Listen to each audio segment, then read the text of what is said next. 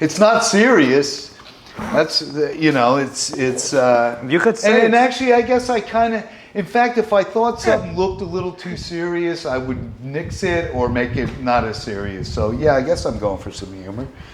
Yeah. I mean, I think the concept of being a serious artist and around the serious artists I'm around, but yet I'm doing aliens and guys like this, that in itself is not serious. So that's very funny to me. Mm-hmm. It's like, you know, I mean, I can show up at all the same openings of other artists, but I'm the guy that does freaking aliens. So it's almost like you know, I don't belong in a weird way because, you know, maybe everyone's like, oh, there he is. He just paints aliens. We don't even think he's really an artist. He's fun. Yeah, if I can do it, anyone can do it. I mean, it's really, I mean, I must have had something going on. I seem to, you know, people seem to enjoy it. I remember as a little kid, I would sketch a lot. And I remember one girl in grade school looked over my shoulder once and she embarrassed me because she went, "You're an artist." And I was like, ugh. But apparently, you know, it caught some people's eyes that I could, you know, come up with something wow, likable. But that didn't come out again until years and years and years later, and a lot of problems with drugs and alcohol, which I have overcome. And I didn't do any of this under the influence. I've been sober for years, so this was something that came out of left field after my sobriety. And it's one of the best things that ever happened because it keeps me out of my head. It's therapeutic. It's fun. I get attention. People like my Instagram page. I sell some. You know, just stuff I'd never be on. You know, in my wildest dreams as far as you know, any traction I might get in the art world. You know, it's just like when you're telling me you never had any influence or education, and then you just came up with this figure, and then you just became successful. And become an artist. I mean, it's relative. I mean, successful is. I'm hugely successful as far as you know what I thought I might be able to attain. It's more than I ever dreamed of, like I said. But and I'm still going. But just the fact that anybody bought even the first one just blows me. It just blows me away every time somebody buys one because it's. I don't really toil over these. They're very therapeutic. I enjoy them. I don't feel like I'm like really working or I have to, you know, really, you know. It's not photorealistic. It's not like I didn't take a lot of training. I do them fairly quick. I'm not really supposed to say that. Some of them I do quite fast. And I think that's part of the charm that they're like kind of thrown down. So they have a little edge to them. But, you know, so interesting. So. Yeah, so the fact that you don't have this like grand concept behind your works, I think is very interesting. No, and I make up these characters as I go. Sometimes I'll mess around with a sketchbook. So if I get, you know, I've run out of ideas, I'll go to my sketchbook and flip through and pull a guy out, and he'll be a new character. And it's funny because with Instagram, people will comment and ask, you know, like, well, what's this guy's name, or where are these guys from, or what planet? Yeah, and I make the storyline up to answer these people. So it's funny, and then I have to remember it. So sometimes I can't. It becomes very funny. But you get away with anything with life forms from other galaxies. That's the whole premise of all this. Is all galaxies, including our own. I mean, all life forms from all galaxies, including our own, have converged at once. So it's like a giant shit show. You know, you'd think it would go smooth. Well, I don't know what you would think, but often it's said that, you know, other life forms will bring higher intelligence. Even if they did, it's a big shit show. Because they've merged with us and all. Anyways, the point is with these characters is, well, it's not the point, but it's now I'm rambling, by the way. It's I get away with any story I might want to say about them because who's going to dispute it? I could say, well, that's what they're like in that galaxy. You know, somebody might say, well, why does he have, like, looks kind of like a camel? Well, that's what they look, on that particular planet, they look kind of like camels, but they're aliens, trust me. I'm the painter. Yes. And this thing of just making up stuff, I think, happens so much to like in this art world today. And you are actually so much more honest because like you're like the concept you're conveying is not like very in depth. No, not in a bad way, but like You know, yeah. like there's not like a lot of pain or everything, or like Well, my I cultural gotta heritage or say, whatever. I gotta say right now, one of the biggest turnoffs that I find from the art world is, I swear to God, people are assigning meanings to their works that I think Yeah. are really a lot of BS sometimes. I mean, maybe it's all true. I don't know. It's like it just makes the storyline behind their work out to be way more than important or fitting a certain, I don't know. Yeah. I'm not saying. I think you get the point. Yeah, It's yeah. just, whether it's political messaging or whatever it may be. It's just always some, and I have to, I have to wonder whether they really, if that was their intention, or they're just assigning meaning after the fact because they really don't know what their own work's about. Yeah. You know. And it's pretty cliche, right? Like a lot of like those feminist artists or like those like race cultural identity artists. Like when you ask them what they do, they tell you, "Oh, this is about my identity, my race," and then you continue asking them, and they don't really know what they're doing.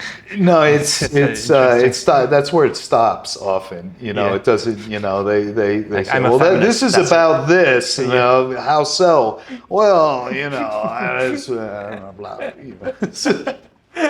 Yeah. And that's fine. I mean, Jesus, I'm not like, I'm sure I've, Yeah, it's business, right? Like yeah. I mean, it is, but boy, do they seem so serious sometimes, and so for these characters, why do you make them look in the way they are? Like these, because they're very cute, like these big eyes, and you paint them well, black too. if you look closely, they often look like, half of them look like they don't want to be in the painting they're in. They look a little, Really? they look a little thrown or Uh, confused or not comfortable. So maybe that's like, maybe it's, I don't know, maybe that's me. Maybe that's some deep messaging about myself that I don't know. That I could say that these are all about me because I'm very complex and confused, or just confused. I'm not even complex. I mean, look at these things. It's all confusion all the time. Like, look at that one. He's Yeah. like, he's like, what the hell? So, this is, I don't even want to be this alien, is there a reason you paint them black? Because they pop really nicely around color. I mean, I stumbled on it and it worked for me. I like the way it looks. And yeah. So you obviously you came from, and become an artist from no art education, dude. So in general, do you think art education makes a person an artist? No, I'm not going to be one of those guys that comes out and says how much it probably destroys any creativity you might have, because then I'd be one of those guys that says that. But I was in punk bands my whole adolescence, and I was in one of the bands I was in. No one of any notoriety except on the scene in New York, on the Lower East Side, CBGBs and Max's. I was in a band that ended up opening up for a lot of big punk bands, or bands that went on to get signed and be very big. And we were managed by a guy in a band called Television, and this guy called Terry Ork, who had Ork Records, and he discovered a lot of Patti Smith and all these. So the point of the reason I'm telling you this is, what I witnessed was a lot of bands creating their own sound. And what a lot of them had in common was they were taking no real outside influence. They were creating that sound in a basement, almost trying to purposely ignore outside influences, or having a problem with the big giant super bands that were out there touring. They basically had a problem with them. They were like, maybe we don't practice in our room all day so we get the chops like that guy, but we have more ingenuity, we have better ideas, we can create, for instance, Devo, or a lot of those Blondie, Talking Heads, Ramones. I could go on and on and on. None of them sound like each other, but the critics lumped them all in as punk. So I would say that some of the best art is created with just not a lot of influence at all. To like try to make up your own thing, and that's kind of what I did with this. Now I'm sure I was influenced, like I said, by cartoons in the '60s, and probably some bad street acid trips, and maybe some music, and but I never. In fact, I have to be careful because now I find myself looking at other people's art and comparing a little bit, like, oh, what do I think of that compared to mine? And it's really, it's a way I never want to go. I'd rather just keep, staying away from all influence, listen to some music I like, get sleep deprived, drink a lot of coffee, and do my own thing. And that it's totally my stand. Yeah. Whether the messaging is there or not, it's at least true to. To myself. So what you're saying is like after seeing Basquiat, and you can still say like you never get influenced by him, and you like just keep on going doing whatever. No, in fact, I think he ripped me off. We were. I'm only joking. It's just we're basically the same age. I mean, of course, he died young. There's a lot of weird similarities. I got sober years ago, and my sobriety date. I think it's the same date he might have died, or some weird thing there. And also, this is really weird. I told you I did painting and plastering for a living for years, and I would go to this office on Great Jones Street every Friday and pick up a check. This big contracting company, I was doing restaurants and wealthy homes all over New York, had me as their main painter or plasterer. They would give me the paint contract, because they knew I would take care of it, and I was good. Well, I'd go get a check from them every Friday on Great Jones Street. It turns out on the other side of the wall, where I was literally getting the check, was Basquiat painting his best work. Oh my God. Warhol got him a studio on Great Jones, and he happened to be right. I probably drank with the guy. I mean, I was a big drinker. Across the street was Great Jones. It was a bar, restaurant, and I probably saw him all the time. I didn't care anything about art. I didn't know any of the artists. I knew the name Warhol, and that's it. But in retro, and now that I know what I know, I was like, holy shit. Because I put it all together. I researched. It's like, what years was he painting in that place? I was like, oh my God, that's the same door I would walk in to get my check every Friday. Oh my God. So it's kind of funny. So like these weird after the fact Basquiat things. A very cool person. Well, like for him or for some other people like Cy Twombly, they talk about symbols in their work. They say like their symbols, like you see like in your work too, like those like different. Well, that's the other thing. I know, like they say it conveys like a lot of meaning. So I'm just wondering if it applies. Some of them do here, but that's the other thing. As far as the symbols and the writing, thank God, because some of my early stuff I'd scrawl a word or two, but I wasn't really. And then somebody said, "Oh, stuff reminds me of Basquiat." So I get some Basquiat books, and of course he uses words all over his stuff. He crosses them out and all that stuff. We all know that, and a lot of symbols. I've since read that the symbols were he bought a symbol book, a book of symbols that, all the symbols that mean anything, and he would use them a lot, refer to it. But I specifically, because I had already heard Basquiat mentioned in comments, specifically steered away altogether from putting words in my paintings. It's very hard because I want to, and I do put some words in them once in a while, but there's very few. And the symbols, same thing with symbols. I'm not going to use the symbol that everyone knows. I make up my own symbols. So there's things that look like symbols, but I would have to tell you what they mean. And sometimes I don't even know, and I would make it up on the spot, like I do storylines. So here I wrote something. Owes me 25 cents. So some deep stuff. Yeah, that's so. Go ahead and try to figure that one out. Lice. There's another one deep. Lice. This is a goof on Whole Foods. It's called Pro Foods. Now these aliens come down into a Whole Foods or Pro Foods, and they're not from Earth. They don't know what to do in a supermarket like that. So as you can see, this one alien has a basket full of heads because they just start lopping people's heads off that work there and fill the basket with heads instead of regular groceries off the shelf. Is this relating to Hamlet too? And then the list they came with, because some degenerate kid gave it to them to go shopping: Slim Jims, Sour Patch Kids, Tabasco, bottle caps, bleach, ammonia, and Twizzlers. So I'm not going to write a bunch of words. Then people will go, I'm just ripping Basquiat off. Okay. And my running joke to myself is the guy probably ripped me off. We're the same age. He's probably looking at, I think we were drawing similar things. We looked at the same cartoons probably, and again, did probably some bad street acid. But this thing, this big fat rat says new and improved on it.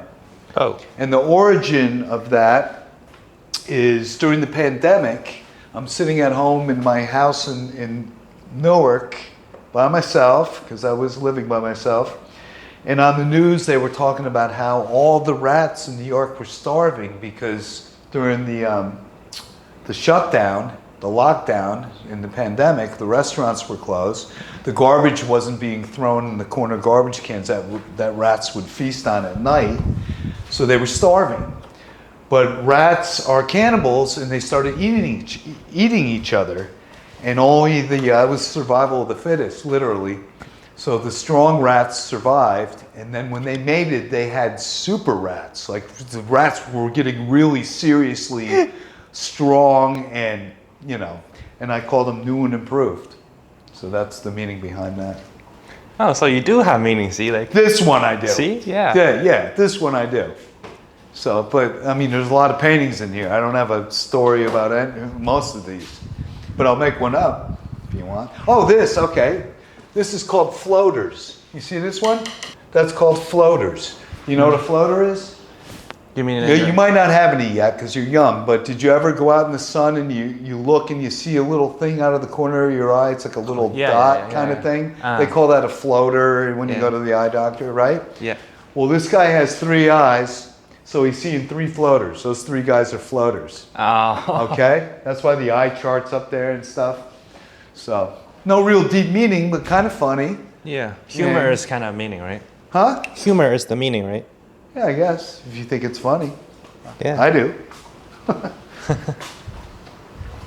So as I was saying, to be quite direct and frank, you might sell better if you try to have like a concept that either you actually express or you pretend to express. So like people think like artists are supposed to feel philosophical, but if you do it very honestly, it could influence like the selling aspect. So what do you think about that? I'm hoping it'll take it to where it needs to be on the level with high quality stuff that did have the help of messaging and a concept to get it there. I'm hoping just being honest and sticking to your own thing will take me right up there with it. My philosophy would be do it yourself. Yeah. Just like basically it was the punk philosophy, DIY. Do it yourself. I remember back in those days they would start their own record labels. They would make their own fanzines. They would create their own sounds, even build their own instruments if they had to. They'd go buy the cheap stuff at thrift stores, and they would get around not having a lot of money to do all this stuff by just pure ingenuity and ignoring what it's supposed to, how it's supposed to happen. They wrote that script themselves, how it was going to happen. And it really rubs off on people, I think. So that's kind of what I'm doing with this, or think I'm like to think I'm doing. I'm just that it rubs off. It's honest. It's honest. Yeah. It's again, there's not great messaging, except that I guess the message would be if I'm ignoring all the things like messaging and coming up with this deep concept, and I'm selling things, maybe I don't need all those things. Maybe people just appreciate the honesty. And I've always heard that people assign their own, meaning to paintings anyways. Like, oh, I love this one because it reminds me of when I was back in, California, and, so I can't write that for you, just so, in fact, it lends itself more to that. Like, here, you tell me what it means here. If you like the way it looks, if it's going to look nicely in your home and cheer you up, you're going to walk by it and go, oh, I'm glad it's here. Come up with your own message, as good as what I would come up with, probably. But I'm not going to think that hard about it. So, in our conversation, you also mentioned about like not being influenced as best as you can. So, how would you face statements from Picasso or someone who says like great artists steal? I always find that interesting. I've heard them all say that, and I steal a little. But not. You just said you don't get influenced by anything. I don't like the word steal. I don't. What I found myself doing. So I guess no, I'm not saying I don't get influenced by them. I'm trying to not be in a place where I do get influenced by them. I can even alone in my home, if I want to pick up a Basquiat book and start thumbing through it, I'm getting influenced whether I like it or not. So I try not to do that. And I try not to go to a lot of shows, but I have to because I have to be nice. I'm in the art world now. Of course, I'm gonna show up at your shows. Some people come to mine. But really, I'm not a big fan of the art world, to be honest with you. I find it tedious and kind of pretentious. I think a lot of people are full of it. But one thing I do get influenced. What I do turn to, like a book like Basquiat or something, the color palette I choose, I often see in my head ahead of time. Like I'll stare at a painting across the room, might already have red and black in it. I can basically insert in my mind what purple would look like, what blue would look like, and like for the next image in it, and I'm pretty good at that.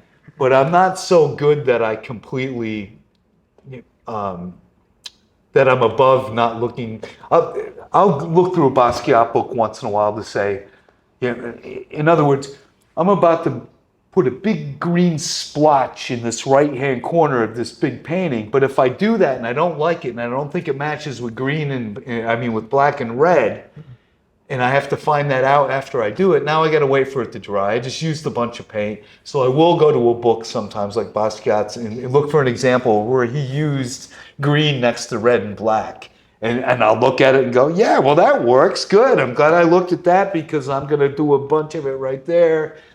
Yeah, I can see his colors. So, well, no, it's not his code. Do you know what? Yeah. I mean, yeah, but like similar color feelings. It's just to see if something's very, borderline far-fetched, where I just don't know if three colors will work together next to each other. I'll thumb through a book where I might see where somebody did it. Yeah. So it's all about colors. It's not about how he did his lines or anything. Just once in a while, I'll see if orange, black, and this light purple work together in a painting. And I'll see an example. Go, wow, that works there.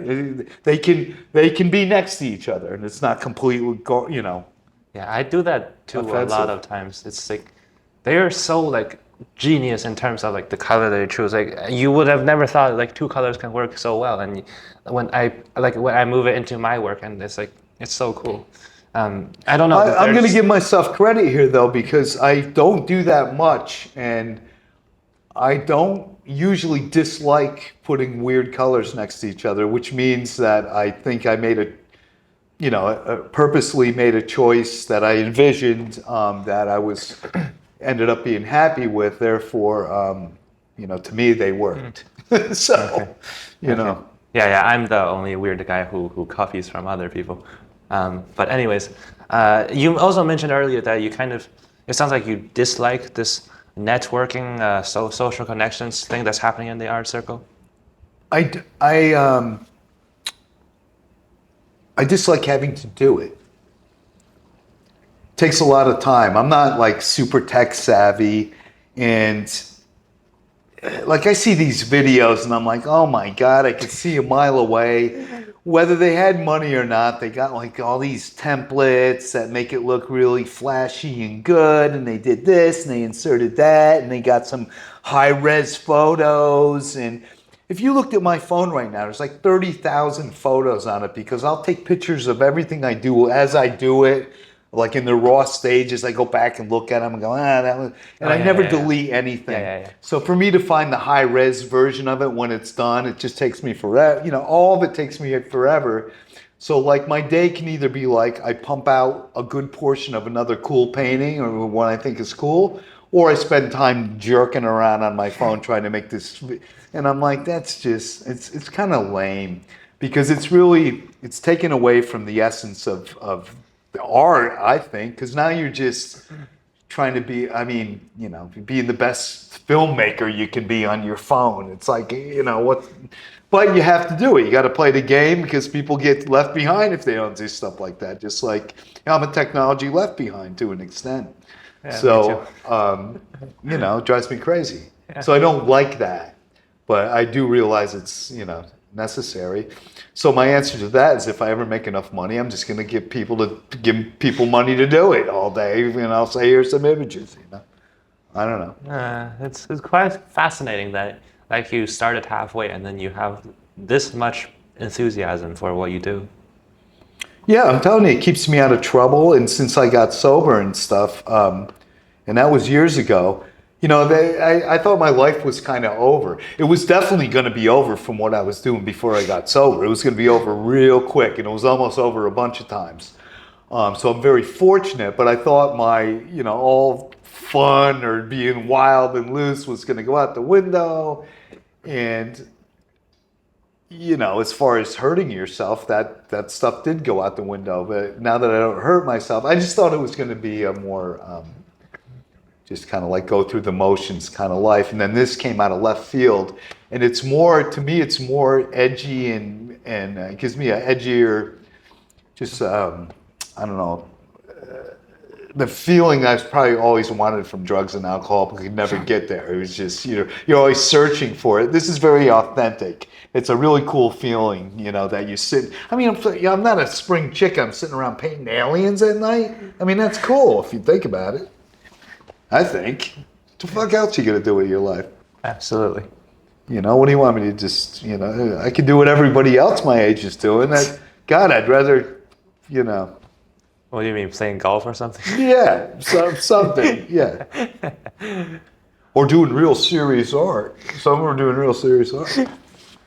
You know, it's like, I'm gonna get, you know what, this thing, and believe me, don't think I have a perverse fascination that stuff like this interview will get me, you know, ostracized by the art world and all this. Because it's not that I don't care, I do care, but it's like I don't care enough. It's good to have a statement. Yeah, it's good to have individual. Yeah, I don't know what that statement is. It sounds a little negative, but it's basically, I really don't.